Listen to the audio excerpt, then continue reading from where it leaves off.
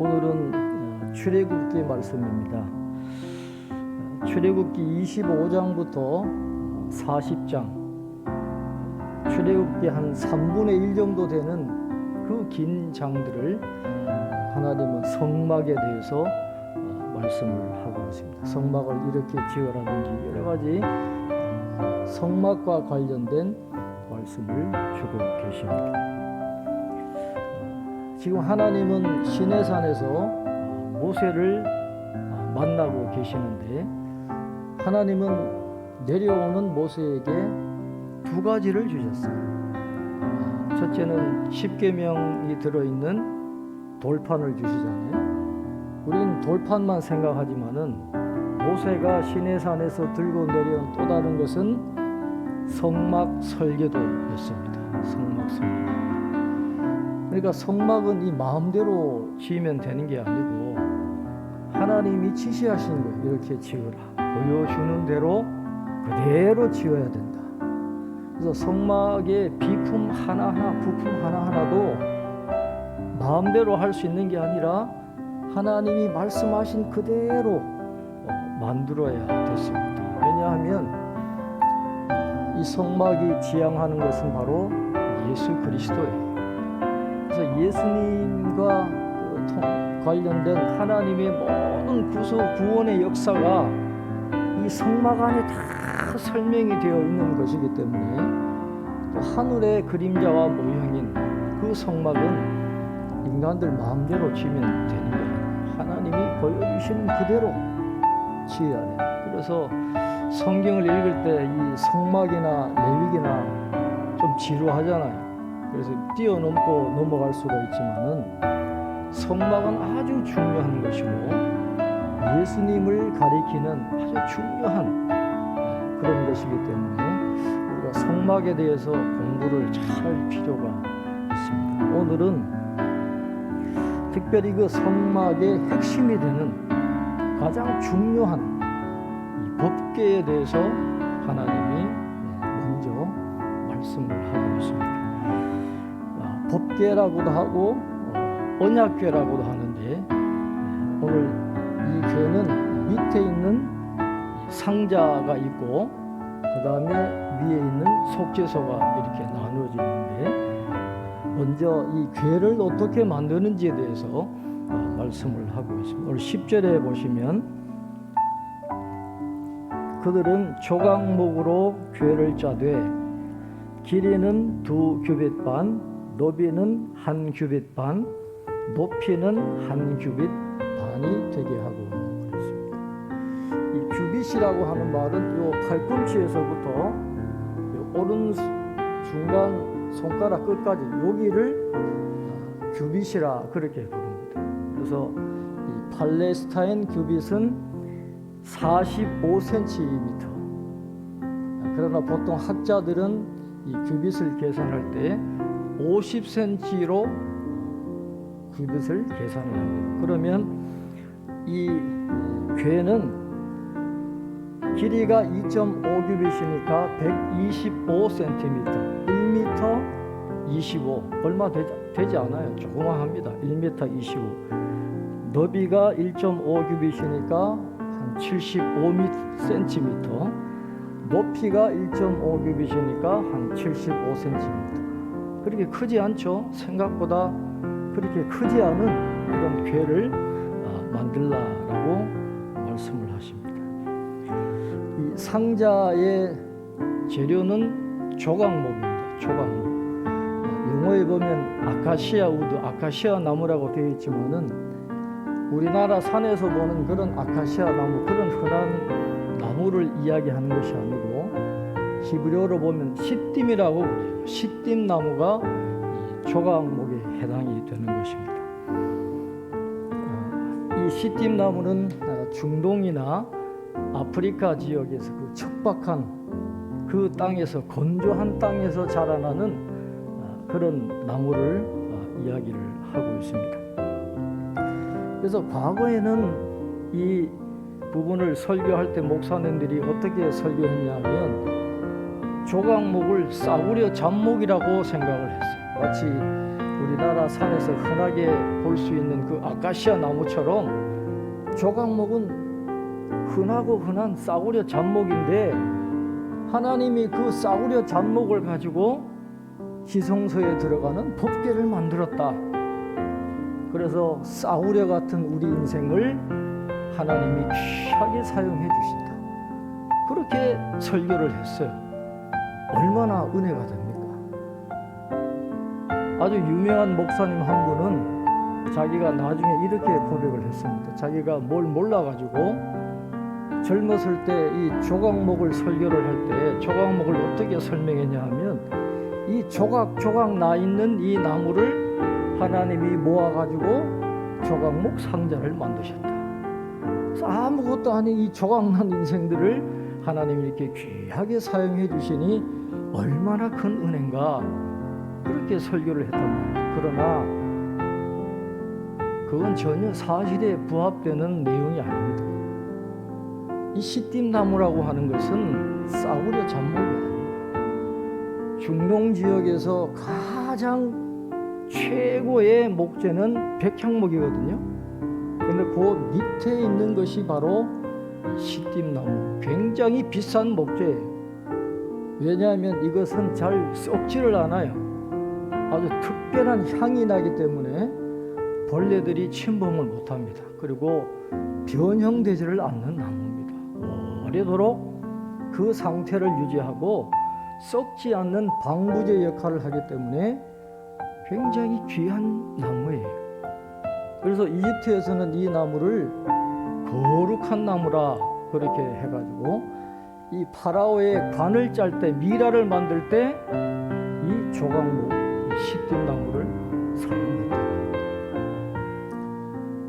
큐틴에도 보면, 여러분 큐틴에도 보면 싸구려 같은 우리 인생을 하나님이 높여주신다 그러는데 그 자체로는 은혜가 되지만 사실에 부합되지는 않아요. 최근에 학자들이 연구한 바에 의하면 이 나무가 굉장히 귀한 고급 나무였다 하는 것을 이야기를 하고 있습니다. 그래서 이 법궤는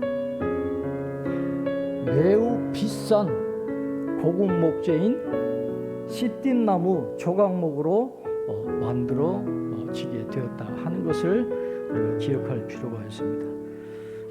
그 다음에 어떻게 해야 됩니까? 11절에 보면 너는 순금으로 그것을 싸되 그 안팎을 싸고 위쪽 가장자리로 돌아가며 금태를 두르고 그랬습니다. 이 법궤 언약궤는 지성소에 두는 비품입니다. 가장 거룩한 곳에 비치하는 부품이 바로 이 법궤죠. 그래서 여러분 성막을 만든 재료를 우리가 유심히 살펴보면 거룩의 등급에 따라서 사용되는 재료가 다 다릅니다. 좀 거룩의 등급이 낮은 데에는 놋이 사용돼요. 동쪽 입구부터 지성소까지 쭉 들어가 보면 지성소에서 가장 먼 곳에는 놋이 쓰여요. 놋. 그러나 가까운 곳에서는 은을 재료로 사용합니다. 그 다음에 지성소 같은 가장 거룩이 등급이 높은 곳에는 금이 사용이 되는 것을 우리가 볼 수 있습니다. 그 다음에 이 아래쪽 하나님 위에 계신 하나님과 가장 멀리 떨어져 있는 아래쪽은 놋이 사용되었다고 하면 하나님과 가장 가까운 높은 곳에는 은이 사용되고 또 이 밑쪽에 은이 사용되면 금이 사용되는, 그래서 하나님과 가까우면 가까울수록 거룩의 등급이 높으면 높을수록 가장 귀한 재료로 사용이 되었다 하는 것을 이야기합니다. 그래서 하나님의 영광이 임재하시는 곳이니까 하나님은 가장 좋은 곳으로도 드려도 어떻게 우리가 하나님의 그 은혜를 표현할 수 있겠어요? 보이도록 가장 좋은, 가장 귀한 재료로 하나님이 계신 그 지성소 안에 있는 비품을 만들어야 했던 것입니다. 그래서 그래서 최근에 그 유대 랍비들과 이 성막을 연구하는 학자들이 어떻게 결론을 내렸냐 하면, 조각목 안에다가 얇은 금 상자를 짜가지고 이 조각목 상자 안에다가 집어넣고, 그 다음에 바깥에 금 상자를 얇게 만들어가지고 조각목 안과 밖을 금 상자로 둘러쌌다, 그렇게 이야기를 하고 있어요. 그리고 바깥 금 상자에다가 손 한 너비만큼 되는 금태를 둘러라는 말은 이 정도 넓이 되도록 이렇게 삼각형적으로 이렇게 태를 두르도록 사면을 돌아가면서 그렇게 만들도록 했다라고 그렇게 보고 있습니다. 상자 위는 비어 있죠. 왜냐하면 속죄소 밑판이 뚜껑 역할을 하기 때문에 위가 비어 있는 사각형 모양으로 밑에 있는 언약궤를 만들게 되어 있었습니다. 지금 이스라엘 백성들은 광야 생활하고 있어요. 그 척박한 광야 생활을 하는 이 가난한 이 이스라엘 백성들이 어디에서 그 많은 금을 하나님 앞에 드릴 수가 있었냐라는 거예요. 하나님은 이집트에서 나올 때 이스라엘 백성들에게 명령하시잖아요. 애굽 사람들에게, 이집트 사람들에게 은금 폐물을 요청하라 그랬어요. 그래서 하나님이 이집트 사람들의 마음의 문을 열어가지고 수많은 은금 폐물을 이스라엘 백성들에게 줘가지고 출애굽할 때 이스라엘 백성들이 그 은금 폐물을 다 가지고 광야로 나왔어요. 그게 우연이 아니라 하나님은 이미 광야에서 성막을 지으시려는 계획을 가지고 그렇게 성막에 필요한 재료들을 이스라엘 백성들이 이집트에서 갖고 나오도록 그렇게 만드신 거예요. 금이 얼마나 귀중합니까? 그 금을 갖고 있을 때 사람의 그 마음속에 그 금을 소유하고 싶은 마음이 다 있었겠지만은 하나님이 이스라엘 백성들에게 명령하십니다. 기쁜 마음으로 예물을 드리는 자들에게 예물을 받아가지고 성막을 지으라 그랬어요. 억지로 인색하게 내는 그 손길에서 받지 말고 기쁜 마음으로 하나님의 은혜를 감사하면서 드리는 그 은금 폐물 여러 가지 귀한 것을 가지고 성막을 지으라. 그 말씀을 듣고 기쁜 마음으로 자원해서 금을 드린 그분들의 금을 받아가지고 성막에 들어가는 모든 것들을 만들게 되었다라고 하는 것이죠. 성막에 필요한 모든 재료들을 기쁜 마음으로 하나님 앞에 드리는 그 마음, 그때의 그 이스라엘 백성들의 그 감사한 마음, 오늘 추수감사주일을 드리는 우리의 마음이 되어야 되겠습니다. 오늘 12절에 보면 금고리 넷을 부어 만들어 그 네 발에 달되 이쪽에 두 고리 저쪽에 두 고리를 달래요. 발이라고 번역했는데 이건 모퉁이라고 번역을 하면 됩니다. 네 모퉁이에다가 고리 네 개를 달라는 거죠. 그러니까 이거는 이제 이동을 할 때 이 법궤를 손으로 잡으면 안 되잖아요. 그래서 긴 채를 넣어야 되는데 이 채를 넣을 수 있도록 네 모퉁이에다가 이 고리를 네 개 달라, 그렇게 말씀을 하고 있습니다. 13절에 보면 조각목으로 채를 만들어 금으로 싸고 있습니다. 법궤를 이동할 때 꾀는 긴 나무봉을 채를 만들어서 이게 지성소에서 사용하는 거니까 금으로 싸야 돼요. 하나님이 계시는 그곳에 하나님의 영광이 임재하시는 가장 거룩한 곳이기 때문에 조각목으로 만들어 그대로 하지 말고 순금으로 그 채를 싸서 제작하도록 그렇게 명령을 하셨습니다.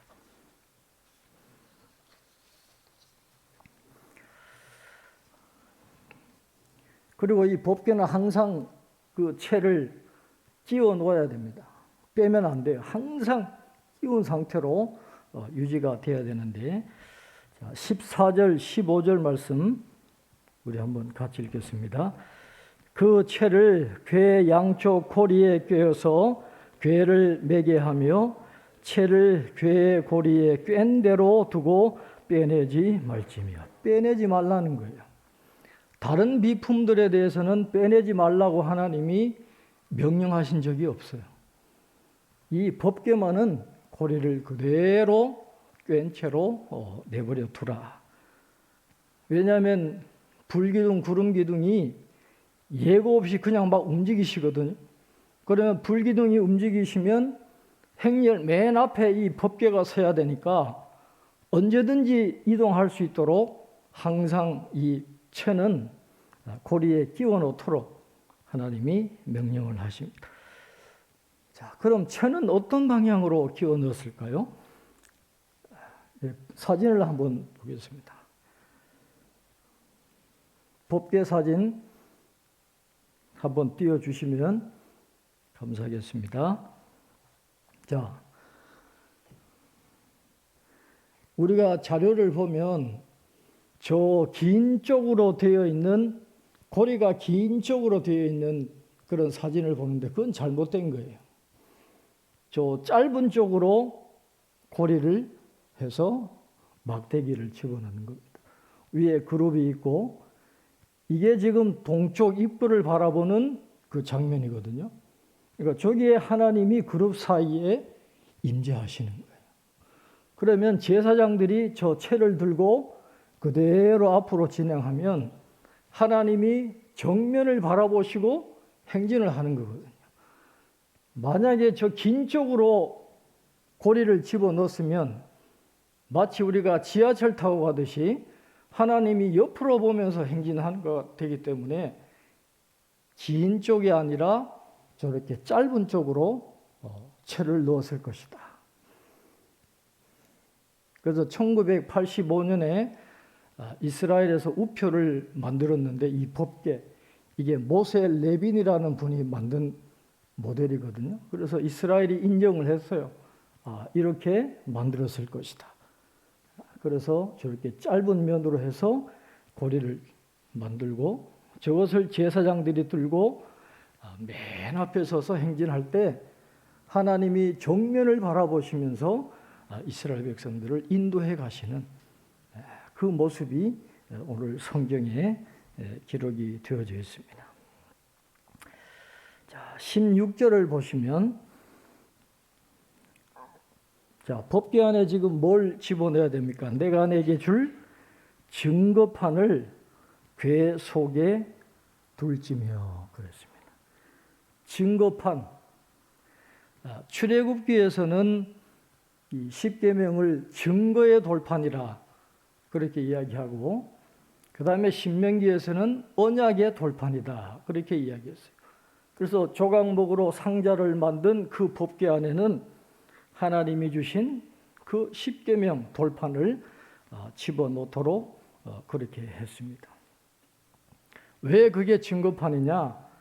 하나님과 이스라엘 백성들이 언약을 맺었다라는 걸 증거하는 것이기 때문에 증거판이 되는 것이고, 하나님이 살아계시다라는 것을 증거하는 그 판이기 때문에 증거판이다라고 이야기를 하고 있습니다. 이렇게 밑에 있는 이제 아래 법궤를 다 만들고 그 안에 이제 돌판을 집어넣는 거죠. 그 다음에 이제 위에 부분 이제 속죄소를 만들라는 말씀을 하고 있습니다. 자, 17절에 보면 순금으로 속죄소를 만들되 길이는 2규빗 반, 너비는 1규빗 반이 되게 하고. 이 법궤 밑에 법궤와 사이즈가 똑같은데 순금으로 속죄소를 만들라. 그렇게 이야기를 하고 있습니다. 자, 18절, 19절 한번 같이 읽겠습니다. 18절, 19절입니다. 금으로 그룹들을 속죄소 두 끝에 쳐서 만들되 한 그룹은 이 끝에 또 한 그룹은 저 끝에 곧 속죄소 두 끝에 속죄소와 한 덩이로 연결할지며. 아까 사진에 나온 것처럼 두 그룹이 속죄소 뚜껑 위에 이렇게 날개를 들이우는 모습을 보셨습니다. 이 속죄소라고 하는 말은 덮는다, 속죄하다, 용서하다라는 그런 뜻이 있어요. 속죄소는 용서하는, 그래서 하나님과 화해하는 장소거든요. 아까 법궤 밑에다가 십계명 돌판을 넣었잖아요. 율법을 통해서 구원받을 자는 아무도 없어. 율법을 다 지킬 수 있는 사람이 누가 있겠습니까? 그래서 우리는 다 죄인이에요. 하나님의 은혜로 그 죄를 덮어주지 않으면 우리에게는 희망이 없다는 거예요.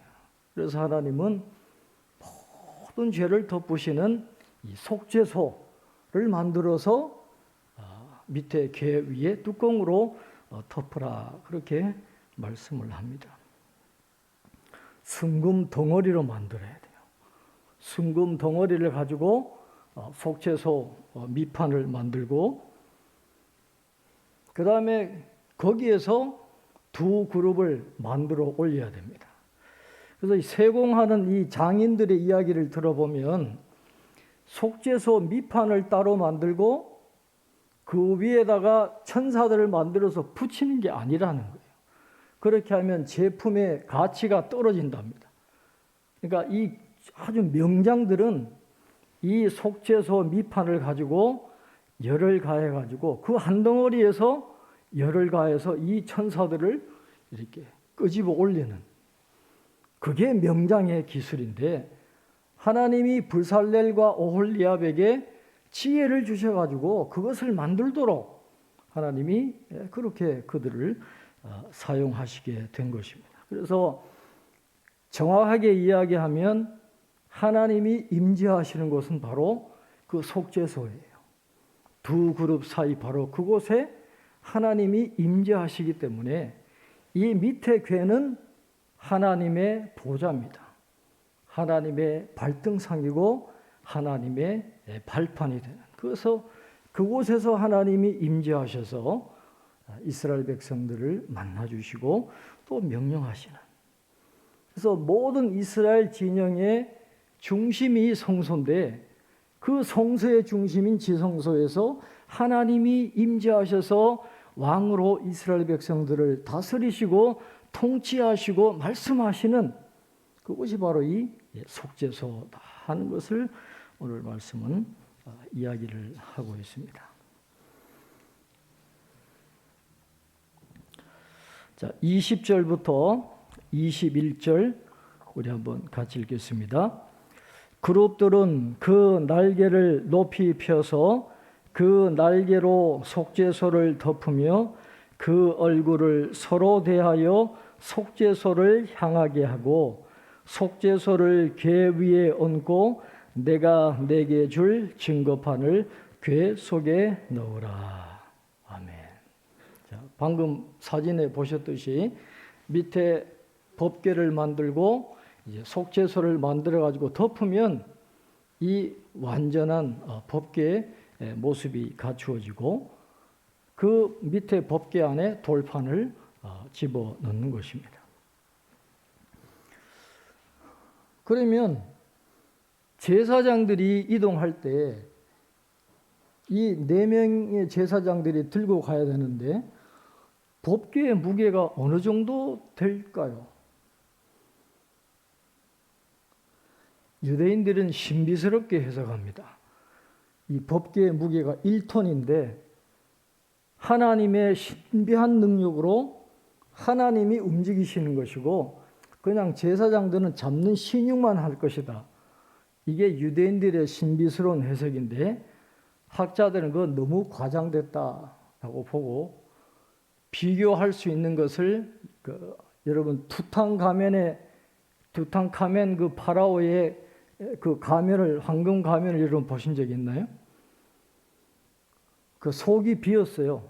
얇은 금을 쳐가지고 속이 빈 상태로 그 투탕카멘의 황금 가면을 만들었는데 사용된 금이 10kg이라 그래요. 그래서 기술이 아주 좋으면 이 10kg의 금을 쳐가지고 속이 빈 상태로 그룹을 만들 수 있다는 거죠. 그래서 2개의 그룹을 하면 한 20kg. 그래서 아주 현실적으로 제사장 4명이 들 수 있을 정도의 그 무게였을 것이다. 그렇게 추측을 하고 있는 것입니다. 이렇게 만들어진 속죄소에서 하나님은 임재하시고 이스라엘 백성들을 만나 주시겠다. 그렇게 말씀을 하고 있습니다. 22절 우리 한번 같이 읽겠습니다. 22절입니다. 거기서 내가 너와 만나고 속죄소 위 곧 증거궤 위에 있는 2 그룹 사이에서 내가 이스라엘 자손을 위하여 내게 명령할 모든 일을 내게 이르리라. 아멘.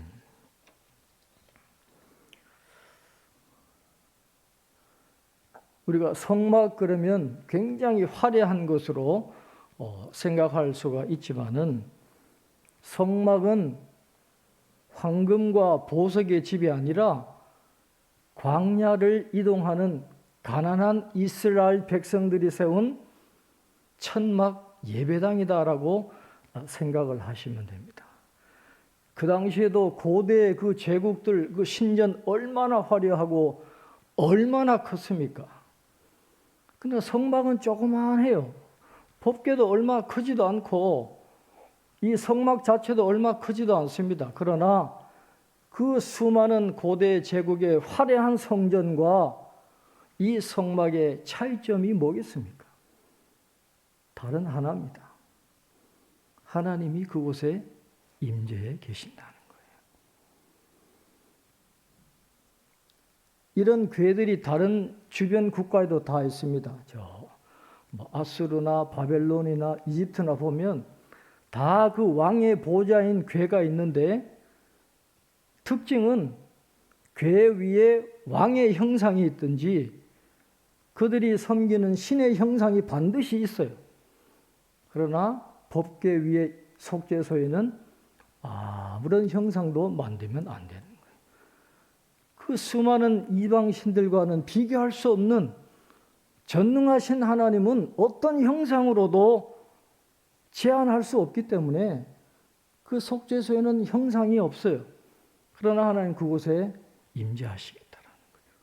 그곳에 임재하셔서 이스라엘 백성들과 함께 하시고 그들의 길을 인도해 주시고 그들에게 필요한 것들을 공급해 주시겠다는 것입니다.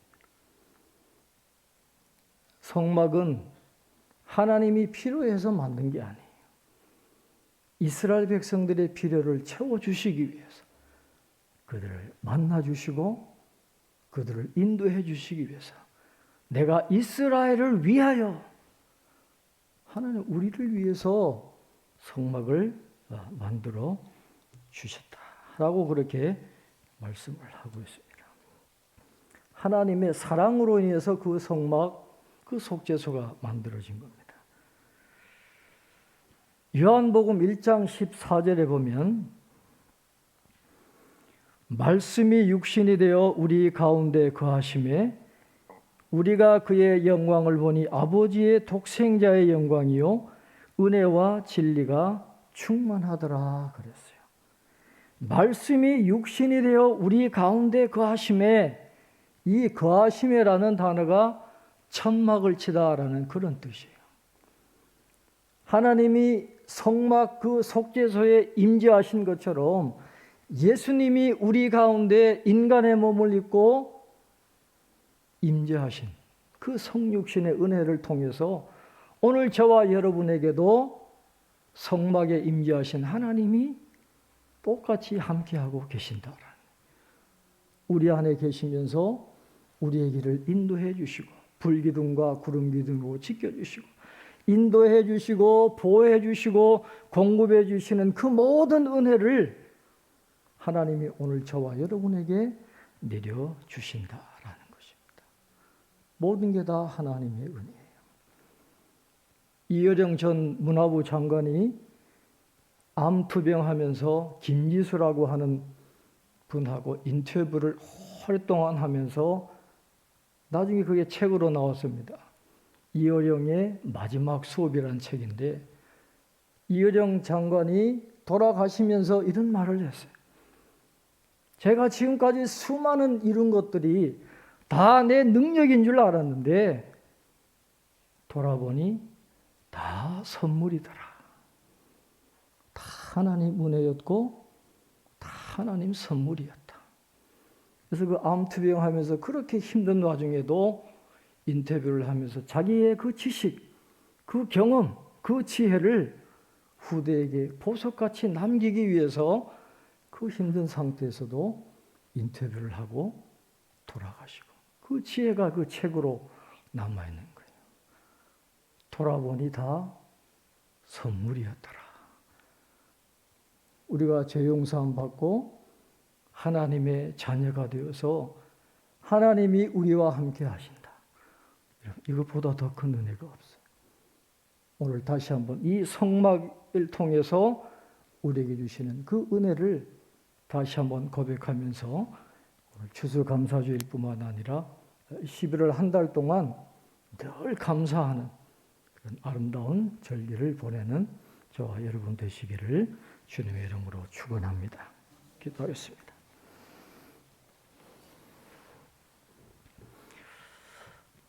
존귀하신 하나님, 은혜와 사랑을 감사합니다. 11월 첫째 주일이면서 추수감사 주일로 하나님 앞에 예배 드리게 하심을 감사합니다.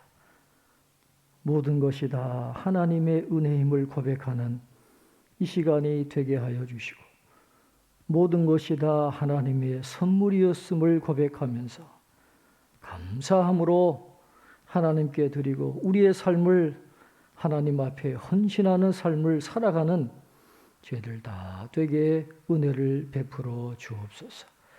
이스라엘 자손들을 위해서 성막을 허락하신 하나님, 그들의 필요에 응답하시기 위해서 성막에 거하신 것처럼 오늘 우리와 함께 하시면서 우리의 삶을 인도해 주시고 보호해 주시고 공급해 주시는 그 하나님의 은혜를 다시 한번 깊이 생각하면서 남은 생에 그 하나님과 동행하며 하나님의 영광을 위하여 살아갈 수 있는 저희들의 삶이 되게 축복해 주시옵소서. 감사하고 예수님 이름으로 기도하옵나이다. 아멘.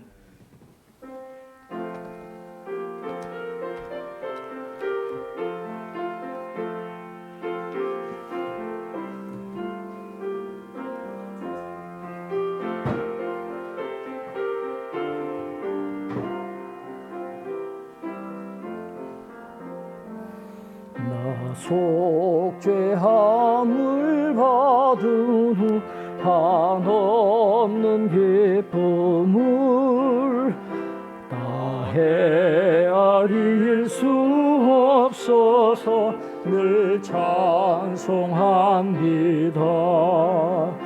나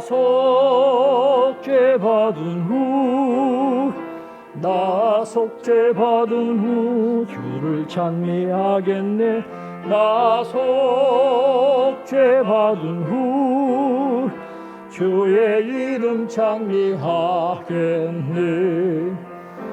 나 속죄함을 받은 후 내 마음이 새로워 주 뜻을 준행하면서 제 길을 보이네. 나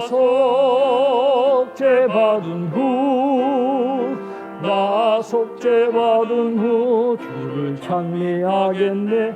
나 속죄받은 후 주의 이름 찬미하겠네. 나 속죄함을 받은 후 성령이 오셔서 하나님 자녀 된 것을 곧 증언합니다. 나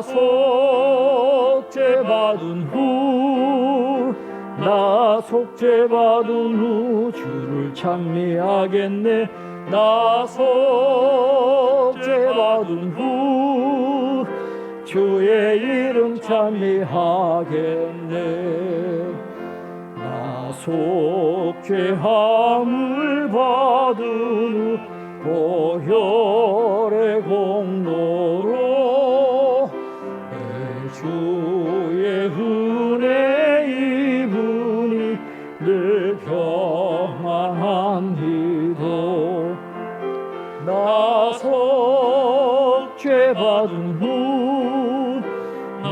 속죄받은 후 주를 찬미하겠네. 나 속죄받은 후 주의 이름 찬미하겠네. 봉헌하겠습니다.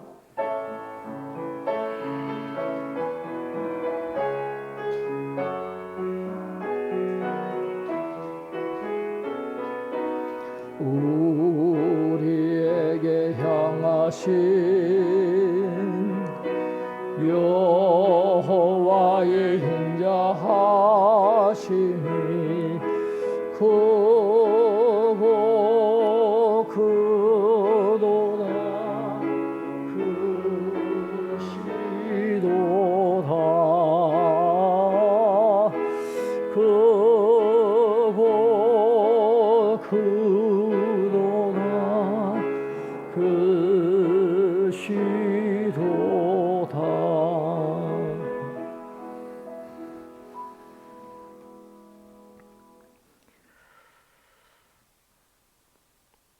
지금까지 우리를 지켜주시고 인도하시고 필요한 것들을 공급해 주시는 사랑과 자비가 풍성하신 하나님, 올 한 해 동안 베풀어 주신 그 크고 놀라운 은혜를 기억하며 오늘 추수감사 주일 예배를 드리게 하심을 감사합니다.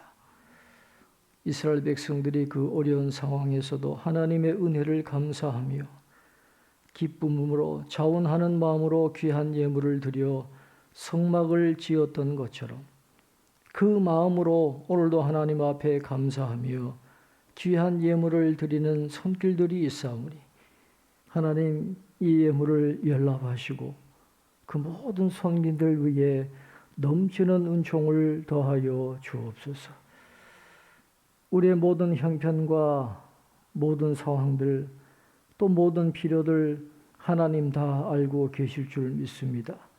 모든 계획을 가지고 우리의 삶을 인도해 나가시는 하나님께서 때를 따라 적당한 때에 가장 좋은 것으로 채워주시는 놀라운 은혜를 경험하는 모든 성도님들이 되게 도와주시고 가정과 일터와 직장에 결실이 있게 하시고 땅에 기름진 것뿐만 아니라 하늘에 신령한 것도 충만하게 내려주시는 하나님의 은혜를 경험하며 항상 감사하며 믿음의 길을 걸어나갈 수 있는 우리 성도님들 다 되게 도와주시옵소서.